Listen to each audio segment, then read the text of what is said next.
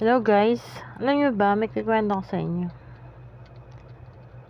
Kaninang umaga, kagising ko, nag-almusal kami ng asawa ko.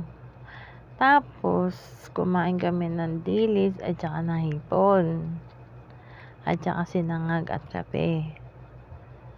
Tapos, marami kami nilutong hipon. Di ginawa ko, nagbaon ako ng hipon sa trabaho. Tapos nung magbe-break time na kami ng 12, ayun ang kinain ko. Para libre sa ulam, walang gastos. Para makatipid. Tapos namin kumain, hipon din yung inulam ko. Tapos nagkwentuhan kami, tapos wala lang, ang bilis lang ng oras. Mga maya-maya, isang oras na, time na. Tapos, iba na yung pakaramdam ko. Para na akong basta may iba akong nararamdaman man. Yung labi ko parang kumakapal. Tapos, hindi ako mapalagay sa makina ko. Yung sa kumain ng tubig, gawin mo ng tubig, nasira ko. Tapos, talagang may iba akong nararamdaman. Tumawag ako sa asawa ko. Sabi ko magdala siya ng gamot. Para napipil ko na high blood ako sa kinain kong hipon. Kaya hindi na ako kain ng hipon, guys. Kahit paborito ko pa yun. Nainis ako, na-stress ako ngayon. Tapos, ang ginawa ko na lang, umuwi na lang ako ng bahay. Kasi kung mamaya may mangyari sa akin doon, naiiyak ako, ganun. Pagtitingin na nila ako.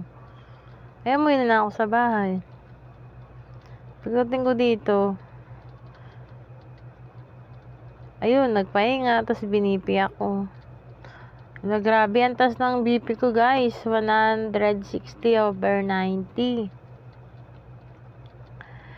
Hindi naman ako nahilo, pero feeling ko masama talaga yung pakiramdam ko. Yung mukha ko, yung labi ko, nangangapal siya.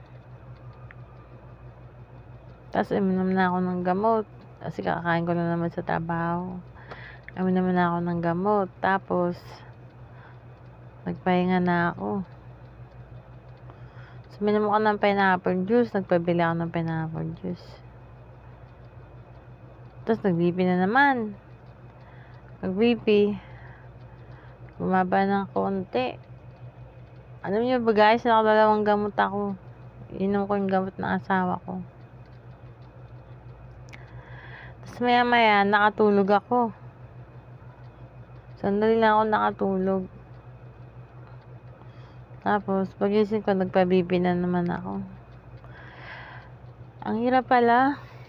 Ang hirap pala ng ganyan kasi nararamdaman mo sa katawan mo na di mo kaya, meron kang ibang nararamdaman. Kaya kayo guys, pag alam nyo na ng bawal sa inyo, huwag matigas ang ulo nyo, huwag kayong kain ng kain.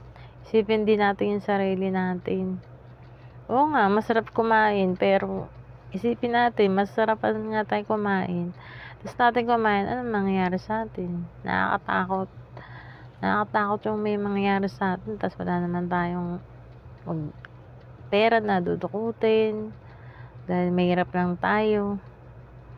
Kaya tayo, makikinig tayo sa mga may edad na nagsasalita sa atin para sakali man tayong mangyari sa atin ganun, alam na natin gagawin natin. Salamat guys.